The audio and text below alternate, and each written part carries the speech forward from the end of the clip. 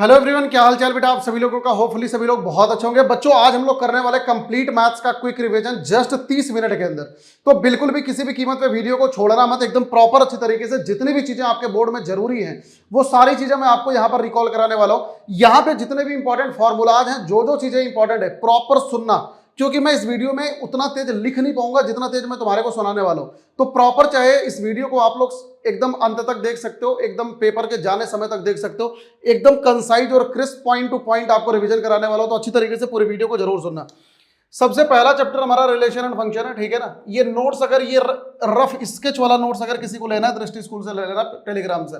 Relation and function में सबसे पहले टाइप ऑफ रिलेशन में रिलेशन कितने प्रकार के होते हैं? 3 प्रकार। Reflexive, symmetric, transitive. रिफ्लेक्सिव किसे कहते हैं? जब ए बिलोंग्स टू आर है। सिमेट्रिक कब होता है सर? जब A B belongs to R तो B A belongs to R होना जरूरी है। ट्रांजिटिव कब होता है? जब A belongs to B, B C से है तो ए का रिलेशन सी के साथ में होना जरूरी है। ट्रांजिटिव का दूसरा केस, अगर बी का सी के साथ नहीं है तो ए का सी के साथ में होना जरूरी नहीं है। दूसरी बात, अगर कोई भी रिलेशन रिफ्लेक्सिव, सिमेट्रिक, ट्रांजिटिव तीनों है तो ऐसे रिलेशन को हम इक्विवेलेंस रिलेशन कहते हैं। उसके बाद अब वो फंक्शन पर आते हैं। फंक्शन में सबसे इंपॉर्टेंट 1-1 और ऑन टू फंक्शन होता है। 1-1 फंक्शन की टेस्टिंग हम कितने तरीकों से करते हैं? 3 तरीके से। सबसे पहले अगर एफ ऑफ x1 बराबर एफ ऑफ x2 है तो यहां से सर x1 बराबर x2 आ जाना चाहिए, तो हमारा 1-1 हो जाता है। अगर x1 बराबर प्लस माइनस x2 आता है तो सर हमारा 1-1 नहीं होता। दूसरी बात, यहां पर हॉरिजॉन्टल लाइन टेस्टिंग होती है। हॉरिजॉन्टल लाइन टेस्टिंग क्या होती है सर? अगर किसी भी कर्व को हॉरिजॉन्टल लाइन 2 जगह पर काटे तो 1-1 नहीं है। किसी भी कर्व को अगर हॉरिजॉन्टल लाइन सिर्फ एक जगह पर काटे तो ये हमारा 1-1 होता है। तीसरा, अगर कोई भी फंक्शन लगातार स्ट्रिक्टली इंक्रीजिंग या लगातार स्ट्रिक्टली डिक्रीजिंग है तो ऐसे फंक्शन हमारे 1-1 फंक्शन होते हैं। उसके बाद ऑन टू फंक्शन हम किसे कहते हैं बाबू? ऑन टू फंक्शन के लिए रेंज बराबर कोडोमेन होना जरूरी है। हर एक सवाल में हम रेंज फाइंड आउट करते हैं, उसके बाद हम देखते हैं कि क्या वो कोडोमेन के बराबर है या नहीं। अगर वो कोडोमेन के बराबर है तो ऑन टू है, अदरवाइज वो फंक्शन हमारा इन टू फंक्शन हो जाता है। तो ये पूरा का पूरा हमारा क्या कहते हैं, रिलेशन एंड फंक्शन था। दूसरा चैप्टर है आईटीएफ। आईटीएफ में क्या क्या सर इंपॉर्टेंट है? सबसे पहली बात, साइन इनवर्स एक्स का जो डोमेन है -1 से 1 होता है। कॉस इनवर्स एक्स का भी -1 से 1 होता है। tan इनवर्स एक्स का real number, cot inverse x का real number, sec inverse x का mod x इज ग्रेटर और इक्वल टू 1, cosec का भी mod x इज ग्रेटर और इक्वल टू 1। इनका प्रिंसिपल रेंज क्या होता है? -π/2 से लेके π/2। cos इनवर्स एक्स का 0 से लेके पाई। tan इनवर्स एक्स का होता है जो यही sin का है -π/2 से लेके π/2। cot का हो जाता है सर 0 से लेके पाई, और cosec का हो जाता है सेम यही 0 से लेके π/2 को हटा देंगे जहां पर cos 0 होता है। cosec इनवर्स एक्स का होता है बाबू जो साइन का होता है -π/2 से लेके π/2, बस इसमें से हम 0 को हटा देता है। तो ये हमारा पूरा प्रिंसिपल डोमेन, प्रिंसिपल रेंज होता है।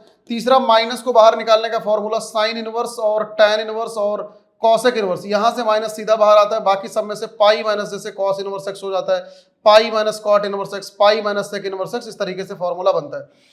तीसरा फॉर्मूला इसमें होता है, सेम डोमेन वाले फंक्शन को जोड़ते हैं तो वैल्यू π/2 आती है। Sign inverse x cos inverse x बराबर π/2, tan cot बराबर π/2, sec इनवर्स cosec इनवर्स बराबर π/2 आ जाता है। इसके बाद चौथा फॉर्मूला, इसमें सबसे इंपॉर्टेंट जो है वो सब्स्टिट्यूशन मेथड। सब्स्टिट्यूशन होपफुली सभी बच्चों को सारा याद होगा।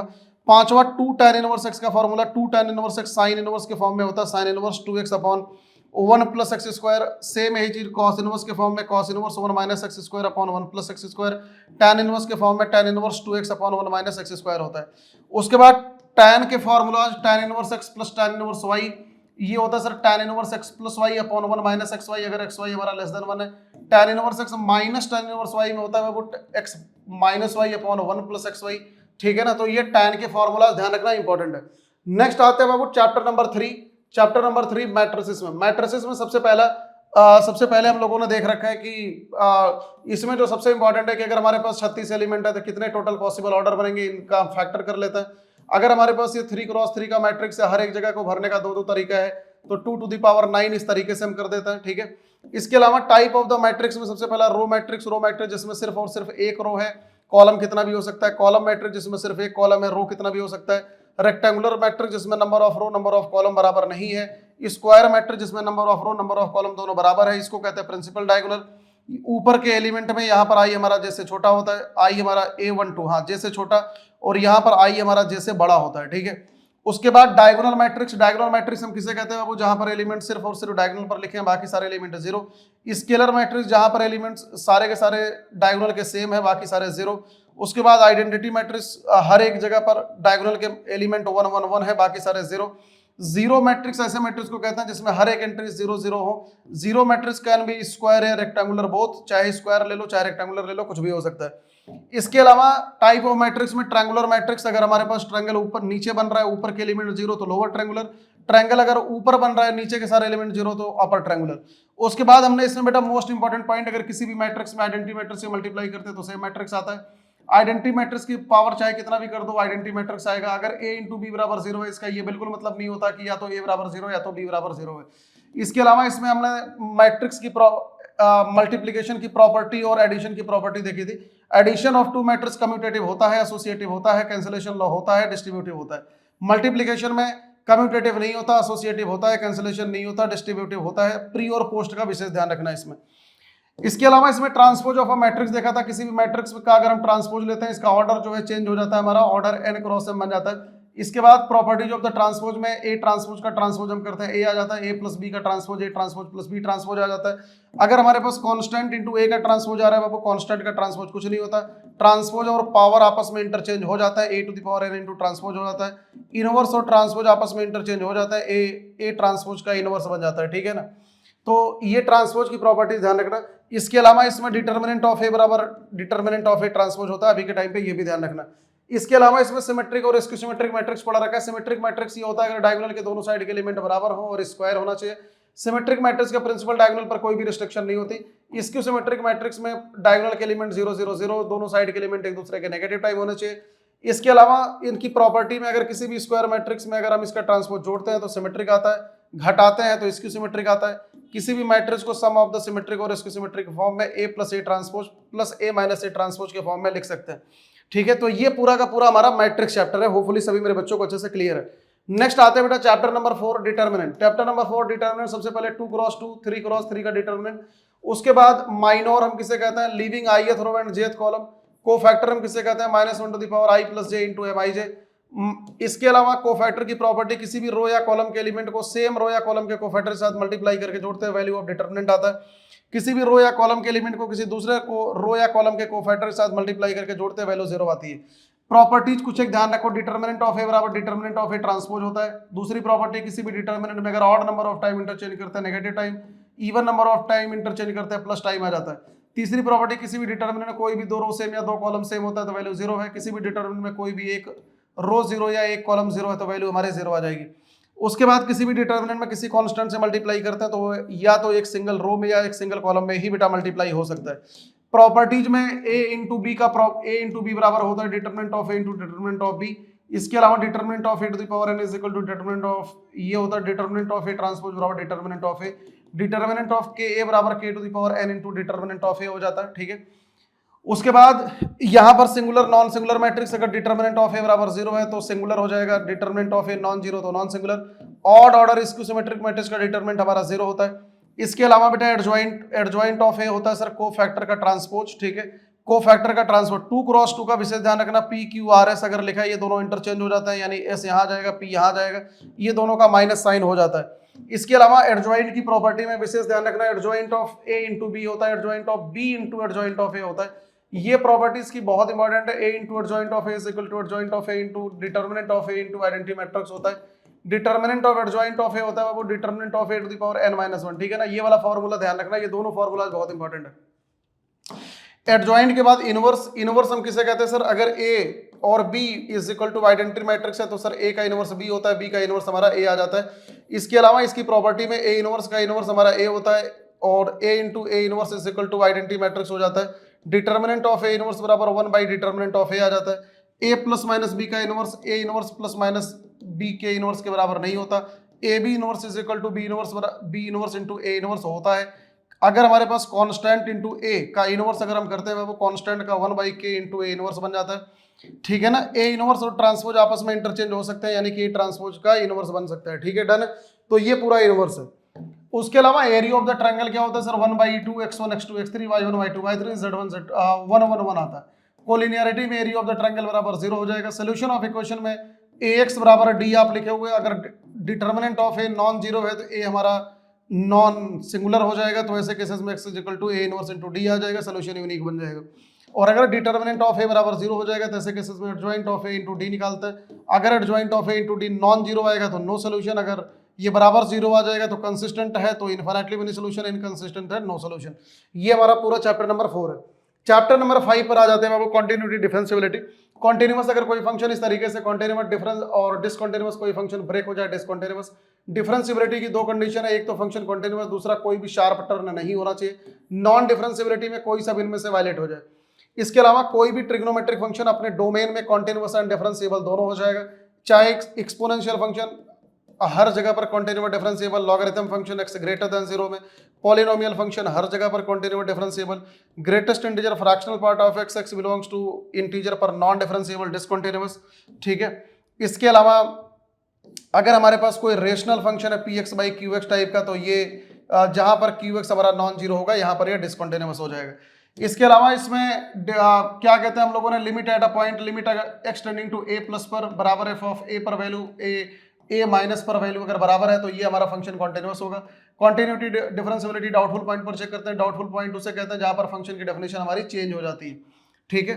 उसके बाद हमारा डिफरेंशिएशन स्टार्ट होता है। डिफरेंशिएशन मैंने आप लोगों को बता रखा है, चेन रूल सबसे इंपॉर्टेंट है, यूज ऑफ लॉग, उसके बाद यूज ऑफ द लॉगरिथम के बाद पैरामीट्रिक, उसके बाद हायर ऑर्डर डेरिवेटिव, उसके बाद सब्स्टिट्यूशन, उसके बाद differentiation of a function with respect to another function, उसके बाद डेरिवेटिव ऑफ इम्प्लिसिट फंक्शन, उसके बाद infinite series type of question, ठीक है ना। ये पूरा का पूरा इसका इंपॉर्टेंस का लिस्ट है।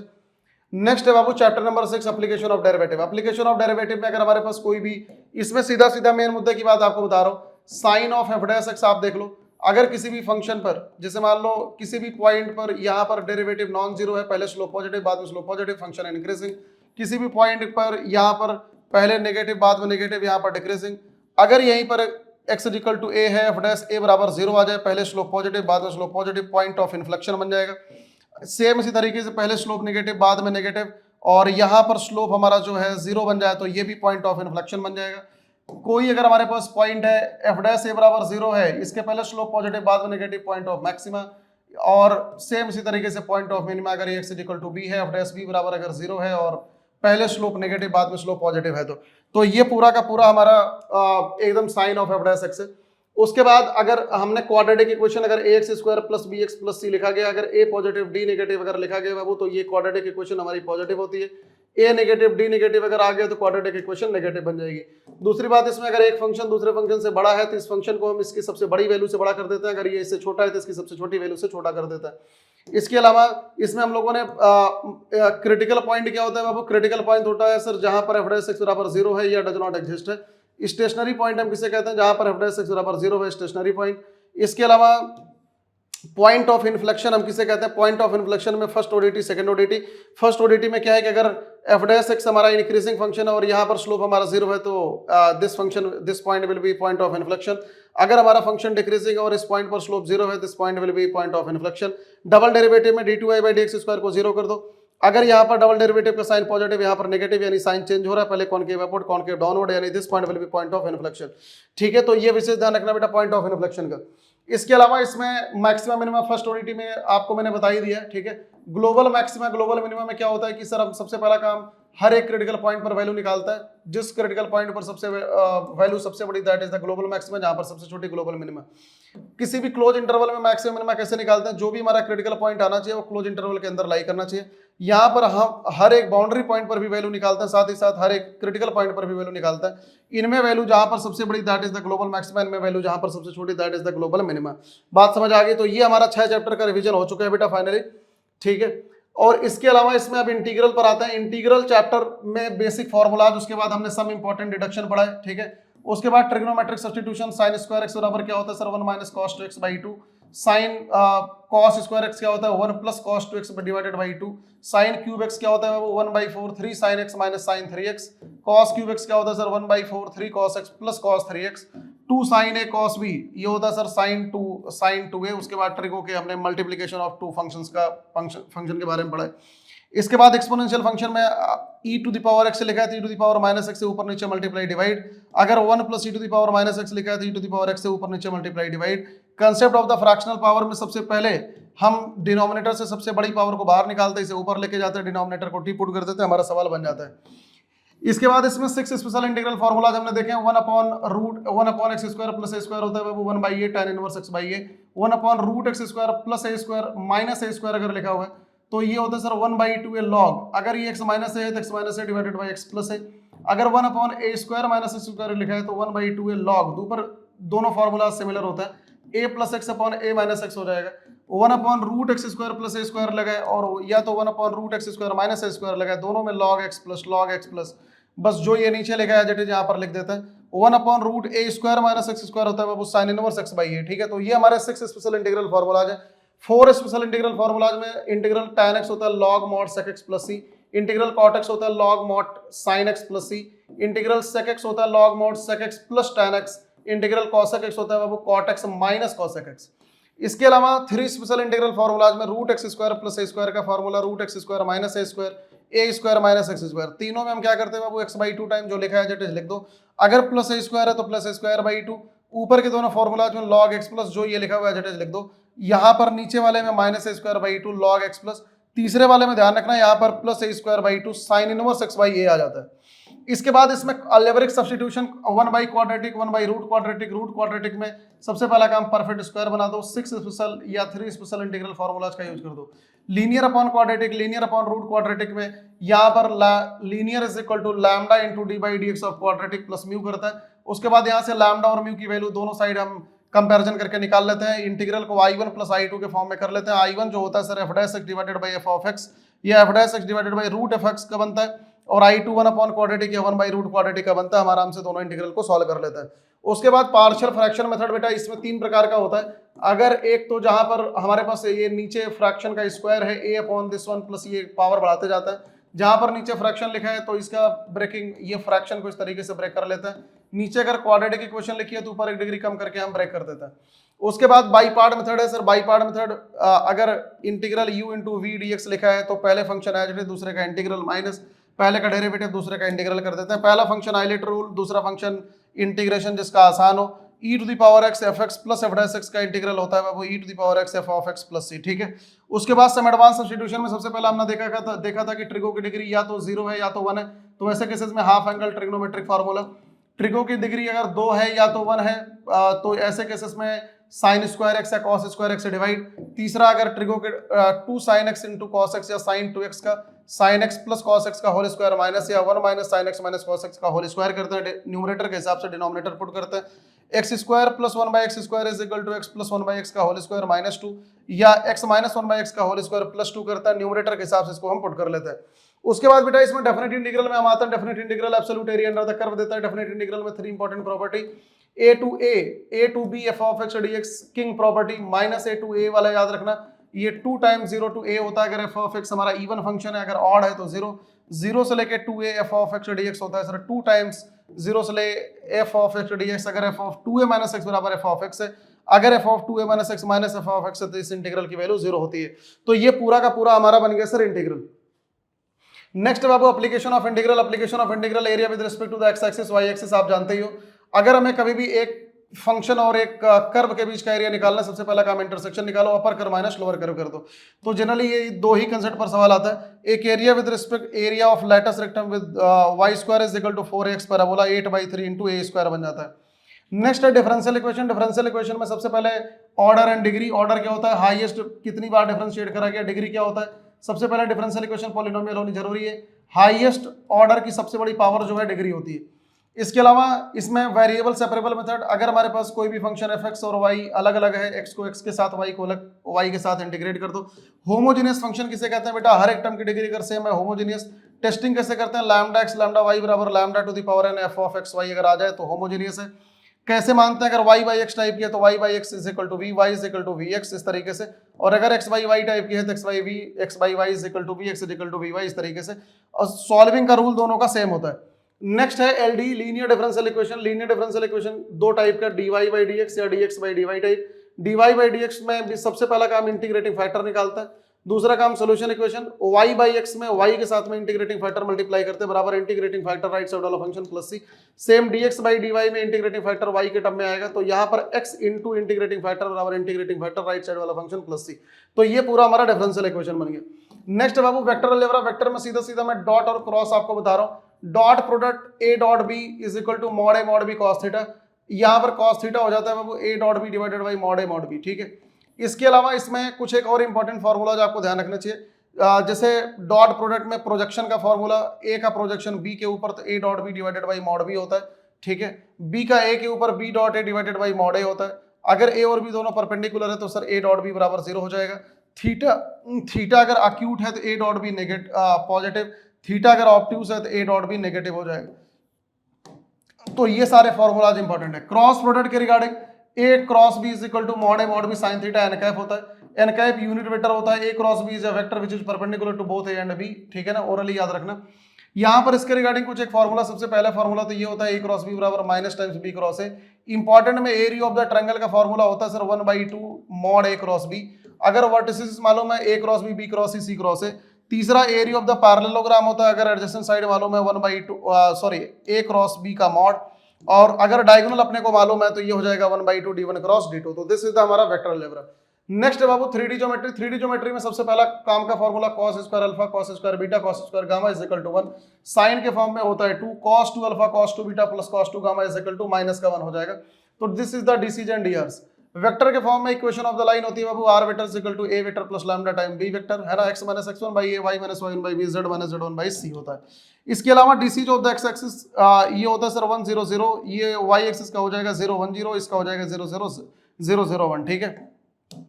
साथ ही साथ कोई भी लाइन अगर हर एक एक्सिस से अल्फा डिग्री का एंगल बना रही है तो ऐसे केसेस में cos theta is equal two plus minus 1/√3 हो जाता है। dr हमारा 1 1 1 हो जाएगा।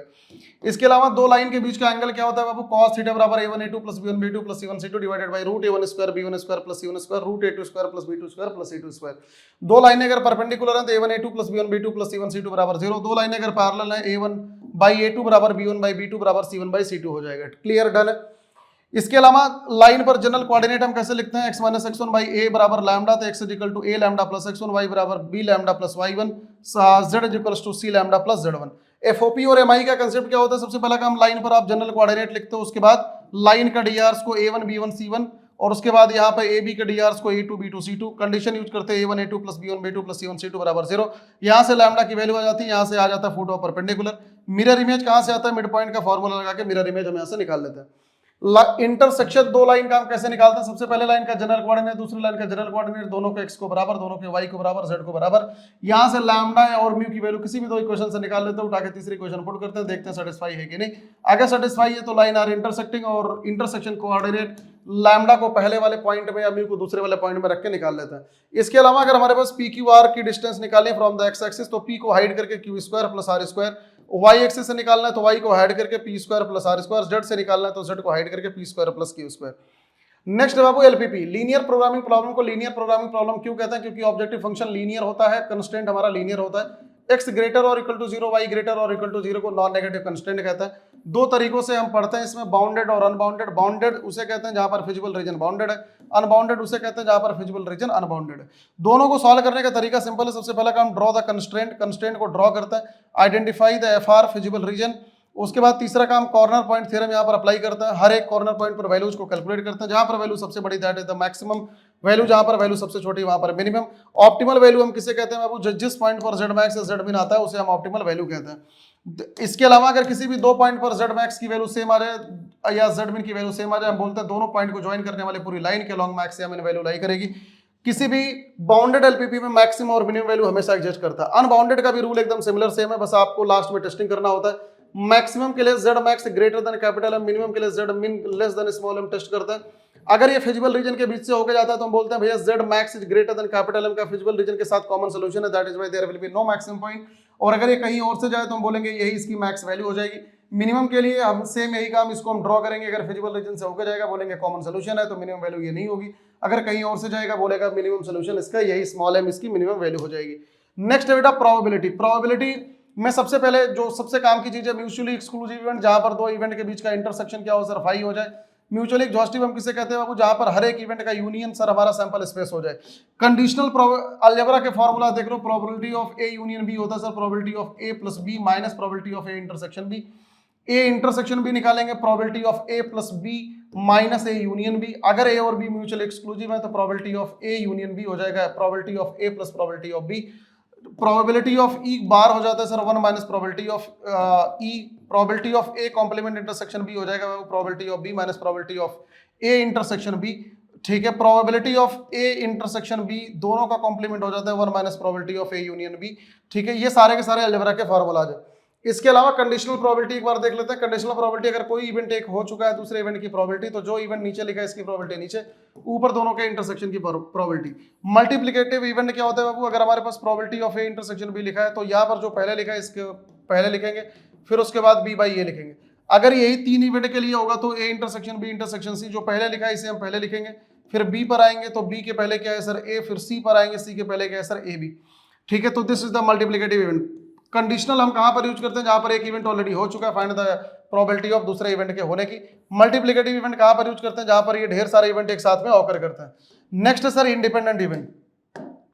इंडिपेंडेंट इवेंट हम किसे कहते हैं, जहां पर 2 इवेंट हमारे पास अगर दिया गया है तो एक के होने नहीं होने से दूसरे की प्रोबेबिलिटी पर कोई असर ना पड़े, दोनों इंडिपेंडेंट हो जाएंगे। Probability of E by F क्या होता है बाबू, प्रोबेबिलिटी ऑफ ई हो जाएगा। Probability of F by E क्या हो जाएगा, प्रोबेबिलिटी ऑफ एफ हो जाएगा। Probability of E intersection F क्या होता है sir, probability of E into probability of F होता है। यहां पर ध्यान रखना इंडिविजुअल प्रोबेबिलिटी यानी कि probability of E can not be equal to 0, probability of F can not be equal to 0, तो ये होता है। नेक्स्ट है बेटा total probability theorem and Bayes theorem. Total probability theorem क्या होता है, जैसे ढेर सारे इवेंट हमारे पास यहाँ पर दिए गए, इनमें से अगर ई इवेंट होने की प्रोबेबिलिटी निकालनी है तो this is the total probability theorem. ये होता है sir probability of E1 into E by E1 plus E2 into E by E2 E3 into E by E3, इस तरीके से टोटल प्रोबेबिलिटी निकालते हैं। कंडीशन क्या है, सबसे पहला काम हर एक इवेंट म्यूचुअली एक्सक्लूसिव होना चाहिए, दूसरा हर एक इवेंट म्यूचुअली एग्जॉस्टिव होना चाहिए, तीसरा किसी भी इवेंट के होने की प्रोबेबिलिटी हमेशा पॉजिटिव होनी चाहिए। तो सबसे लास्ट में बेस थ्योरम। बेस थ्योरम का भी सिमिलर यही फंड है, बस इसमें डिफरेंस इतना सा होता है कि इवेंट ऑलरेडी हो चुका है तो हमें ये बताओ किसके कारण से हुआ है। तो जो इवेंट ऑलरेडी हो चुका होगा आपको जिस कारण से बताना है तो ऊपर लिख देंगे probability of E I into probability of E I divided by probability of E. ठीक है ना, तो ये हमारा बेस थ्योरम हो गया। नेक्स्ट है बाबू रैंडम वेरिएबल। रैंडम वेरिएबल हम किसे कहते हैं, कोई भी एक रियल वैल्यूड फंक्शन जिसका domain sample point of the sample space. Probability distribution table हम किसे कहते हैं, एक ऐसा टेबल जिसमें ऊपर एक्स नीचे पी एक्स लिखेंगे, यहाँ पर x1 x2 p1 p1 p2, तो यहाँ पर सम ऑफ ऑल प्रोबेबिलिटी बराबर 1 आ जाएगा। अगर यहाँ पर कोई भी k वगैरह अननोन है तो हम उसकी वैल्यू आराम से निकाल सकते हैं। साथ ही साथ अगर हमें मीन निकालना है, मीन को ही हम एक्सपेक्टेशन ऑफ द एक्स बोल रहे होते हैं। एक्सपेक्टेशन ऑफ एक्स क्या होता है, x1 p1 x2 p2 x3 p3 xn pn। तो ये भाई पूरी की पूरी प्रोबेबिलिटी है। मैंने आपको एकदम ही रफ इसके, जितना तेज मैं बोल रहा था उतना तेज ऑब्वियस ही बात है नहीं लिखा जा सकता, इम्पॉसिबल है। तो मैंने बेटा आपको पूरा मैथ्स अच्छी तरीके से एकदम रिवाइज करा दिया, जितनी भी चीजें आपकी काम की हैं। अच्छा, इसमें एक छोटा सा चीज मिस कर गया हूं मैं, शॉर्टेड डिस्टेंस का formula. Shorted distance between 2 parallel line, 2 parallel line के बीच का शॉर्टेड डिस्टेंस होता है बाबू, ये होता है sir mod a2 - a1 cross b divided by mod b। और 2 स्क्यू लाइन के बीच का शॉर्टेड डिस्टेंस का फॉर्मूला होता है mod a2 - a1 dot b1 cross b2 divided by mod b1 cross b2। ठीक है ना, तो ये ध्यान रखना स्क्यू लाइन के बीच का शॉर्टेड डिस्टेंस का फॉर्मूला। तो भाई आज शाम को हम लोग 6 बजे गेस्ट पेपर का सेशन हम लोग अटेंड करने वाले हैं, तो इसमें मैं आपको पूरा डिटेल में किस तरीके से पेपर आने वाला है वो मैं आपको बताऊंगा। और सबसे इंपॉर्टेंट सेशन जो होने वाला है कल सुबह का सेशन बेटा रहने वाला है, एकदम खतरनाक रिवीजन का session, final revision complete math का 80 आउट ऑफ 80। जाके यहाँ पर सबसे पहले नोटिफिकेशन ऑन कर लो, वीडियो को लाइक करके नोटिफिकेशन जरूर सारे मेरे बच्चे ऑन कर लेना इसका। कल सुबह 4 बजे मैं आप लोगों से मिलूंगा और पूरी मैथ को एकदम विधिवत तरीके से, और हाँ मैं आपको एक चीज और बता रहा हूँ, प्रॉपर अपने हैंड रिटन नोट्स के साथ में तुम्हारे को प्रॉपर रिवाइज कराऊंगा। एक एक छोटे से छोटे कंसेप्ट, बड़े से बड़े कंसेप्ट, सारा रिवीजन मैं आपको यहाँ पे कराने वाला हूँ। तो होपफुली आप सभी मेरे बच्चों का पूरा कंसेप्ट अच्छी तरीके से रिवाइज हो गया। और हाँ मैं घड़ी देख रहा हूँ यार, अभी भी 30 मिनट हुआ नहीं है, ठीक है ना। तो इसे बोलते हैं अनुभव। ये ऐसे ही नहीं बताया आपको, प्रॉपर एकदम दिमाग में सारी चीजें बसी हुई हैं, इसी वजह से इतना फ्लो में निकला है। तो आप लोग कान में ईयरफोन लगा के सोते समय भी आप रिवाइज कर सकते हो, किसी भी टाइम पे आप लोग रिवाइज कर सकते हो। So thank you so much watching this session, God bless you all. सभी मेरे बच्चों को यार आफ्टर द कमेंट सेक्शन, यार इन द कमेंट सेक्शन आप लोग अपना प्यार बरसा के जरूर जाया करो बेटा, बहुत प्यारा लगता है यार आप लोगों को कमेंट पढ़ के। ठीक है, कल सुबह का सेशन जरूर इंतजार करना, मॉर्निंग में सुबह 4 बजे हम लोग लाइव करेंगे। ठीक है, bye bye, take care, all the best, God bless you all सभी मेरे बच्चों को। अब एग्जाम की तैयारी को और बेहतर करने के लिए हमारे चैनल को लाइक, शेयर और सब्सक्राइब करना ना भूलें।